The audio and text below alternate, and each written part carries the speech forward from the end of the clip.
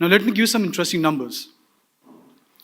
What we have today is about close to 2.2 million odd agents across the country, and about 3 lakh odd direct employees, which are part of the insurance companies, doing multiple roles.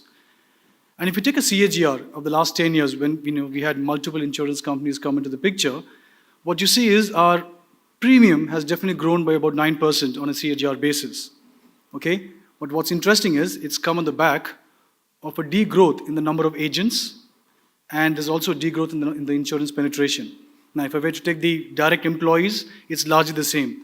While the number of insurance companies have grown, the direct employees remained largely flat, which means clearly the number of people required to fuel this is really not there, in terms of covering the potential and, the ask in the industry in terms of either penetration or the density. Now, why is that? So if you look at most of the industries, and most of you would relate that in the last 10 or 15 years that you've been a part of the insurance company, the age of your employees have gone down, right? And in the early session, we spoke about how do we look at insurance plans for the millennials. So clearly, we are in the era of millennials, whether you like it or not, be it from the customer side or even from the employee side. So going forward, as we get the insurance industry get into its, into the adulthood, as Vishy mentioned, I think what's going to fuel this industry is going to be the millennials. I want to stop by and give you a very interesting perspective about this generation, right? So I'm not talking about the first generation, which is called the silent generations, which is the people from the less than 45 born era. We've got the baby boomers who are between the 45 to 65, different theories in terms of dates, but largely the 40s and 60s are your baby boomers. Gen X, largely people who established the insurance industry here are the Gen X, part of here as well, 60s to 80s. And of course, we've got the millennials right now, which are people born post 80s to 90s. It's now the era of the Gen Zs, which is people born post 95. I'm sure they'll soon get into the industry as well. Now, the idea was not showing the breakup of the generation or the cohort of the audience here, but it's the way they behave. If you look at the baby boomers, they pretty much believed in having one career in their lifetime.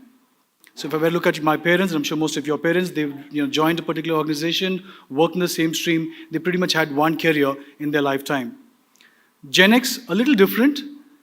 They wanted to have one career, but they wanted multiple jobs. So either they stick to insurance and do multiple companies, or they work in the same company with multiple roles, right? So they do have one career, but multiple jobs. But what we're dealing with now, and that's going to be the talent for us, going forward, is the millennials, where they believe in having multiple careers, multiple jobs, right? And therefore, that gives you a different predicament in terms of what you need to be managing. Here's interesting. What's the challenges when you work with millennials? So we as an insurance company, we've grown about 10 times in our manpower in the last about 5 odd years, right? So obviously, the chunk of the people that's coming into the organization to fuel our growth are the millennials. And some of the challenges we foresee, and we're kind of facing rather, are this. I think we just spoke about in the session earlier, that the industry doesn't seem to have a very positive outlook image. And I think someone said, I don't talk about very flashy when I join a insurance company. One of the surveys said, insurance industry is not sexy enough, if I can use that word. But that's what the millennials say. 80% of millennials don't believe that they can see insurance as a career path, right? Sad but true. And of course, there's low level of interest in the insurance industry. So because when you look at people, talent, they've got multiple options in terms of where they can actually build a career. And of course, people don't want to stick for long. They don't look at stability in the jobs. 12 to 18 months is what they are, they're happy with in terms of looking at the job and then quickly moving on to a different job. So that's the challenge we face. And to understand this further, I think it's important to understand what is it that drives the millennials. So a very interesting study done by Deloitte in 2019, the Millennial Survey, spoke about this. What are the top 5 aspirations for a millennial? Number 1 is not stability in job, etc. The number 1 is to experience life, is to travel around the world, right? That's the number 1 priority. And of course, you have things like, I need money, I need to kind of have stability. So number 4 is very important when you look at it, that they want to contribute to the economy, they want to contribute to the society they're part of. Very interesting. So I wanted to do stuff for myself, but I also want to contribute. Very interesting, perspective that they have. I don't know how many of you have heard of the gig economy, but essentially a gig economy is one where people would want to work part-time, would want to work on a short-term basis, on a contractual basis, very prevalent in the software industry, that take a project and move on to the different in the companies. Now, gig economy seems to be a very interesting proposition for the millennial, where 84% believe I can work there, I would love to work there. And the reason for that is, I want to work at the time that I want to work. Right? Of course, it gives me money, but it gives me a lot of flexibility, and I want to do stuff that, that ideally a normal 8 to 5, 8 to 6 job wouldn't, which means they would want to balance out work-life very, very well. So that's the beast we're talking about. That's the nature of the beast we're dealing with as well. So if you look at the talent market, quickly running into, what are the 4 segments which really determine our talent market today? One is the feeder system that we have, which is from where I get my resources or get my talent. Then they move on to the market, which is where they work, the work environment. And the last 2 is, of course, people related, which is the managers and the individual per se, right? I'll touch upon the top 2, which is the feeder market and the feeder system and the work environment. Now, that's what it is. Now, if you look at the feeder system, for someone to look at having insurance as a career, and like you saw earlier, they don't believe it so. The reason for that is when you come into, into an education system, they do not see this as a career option. Now, if I take engineers, if I take software, if I take architecture, if I take medicals, there's a clear stream that I study this, I can look at this as a career option. I don't have it here. And we're talking about industry which is pretty much going to take care of your entire economy in some fashion or size. And therefore, what happens is, from a selling point of view, which is about 75-80% of the entire talent of an organization, I need to depend on people who have selling skills, not necessarily financial planning, sales skills, or insurance skills, but I rely heavily on the selling aspect of it. If you look at the work environment, high demand in terms of ensuring results, and therefore monetary driven. It's really, really, dependent on what I can offer to the person in terms of incentives and rewards, and that becomes the economy. I think sometime back, Mr. Anthony spoke about the fact that we don't spend enough in terms of training. Very, very true fact that, there's limited patience that many of the organizations have shown in terms of training their individual to see this as a career option. Needless to say, there's attrition and there's pressures, and then therefore people move on. So what can an organization, or what can you guys possibly do? I would simply recommend something called the TRP model. As in any television shows, the higher the TRP, higher successful or higher profitability for you. So simply put, TRP is nothing but the training, the recognition, and the purpose that you would want to bring to the table when you deal with such talent, right? Quickly touching upon what training is all about, and this is a question most of people ask, because training does come with a cost, and they say, what if I train a person and he leaves? Well, the question to ask is, what if I don't train and they stay back? Yeah? So when I look at training, I think, essentially you need to look at, 3-4 aspects to it. One is definitely in terms of the number of man days or man hours you would want to spend with the person there. 2, on a regular basis, look at what is the impact or the return of investment that your training session has done with the person. And of course, the content, is it specified? Is it personalized to the individual there? Is it need-based training content? And last but not least, I think using technology. I think today most of the training that we can look at doing is through gamification. If your millennial spends about 4 to 5 hours on a day on a smartphone, I'm sure you can use the same smartphone to ensure, and some amount of education can be imparted through.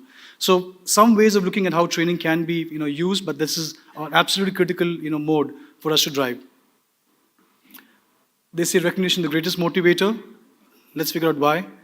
So if you look at recognition, I think a lot of studies have shown, I'm not going to run through this for want of time, a lot of studies have shown when you speak to employees, what matters is appreciation. And the moment a person feels appreciated, he feels belonging to that organization, he feels trusted. If he feels trusted, needless to say, he's going to commit his time and effort into the organization, and he's going to be a valuable resource and could possibly stick longer.